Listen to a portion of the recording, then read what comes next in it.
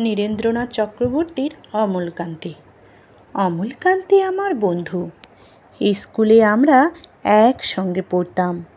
রোজ দেরি করে ক্লাসে আসতো, পড়া পারত না। শব্দরূপ জিজ্ঞেস করলে এমন অবাক হয়ে জানালার দিকে তাকিয়ে থাকতো যে দেখে ভারী কষ্ট হতো আমাদের। আমরা কেউ মাস্টার হতে চেয়েছিলাম, কেউ ডাক্তার, কেউ উকিল। অমলকান্তি সেসব কিছু হতে চায়নি। সে রোদ্দুর হতে চেয়েছিল।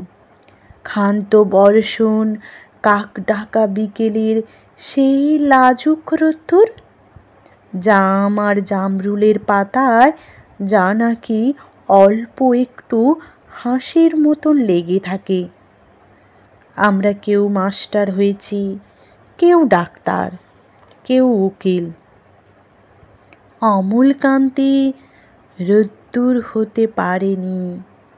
সে এখন অন্ধকার একটা ছাপাখানায় কাজ করে।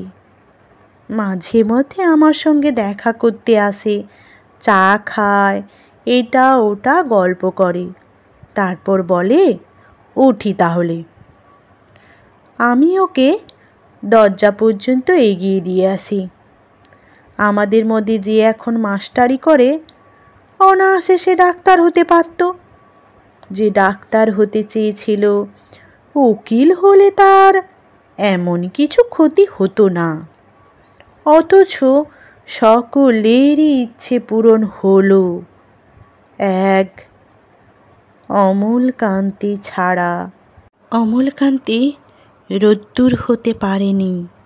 সেই অমলকান্তি রোদ্দুরের কথা ভাবতে ভাবতে ভাবতে ভাবতে যে একদিন রোদ্দুর হতে চেয়েছিল।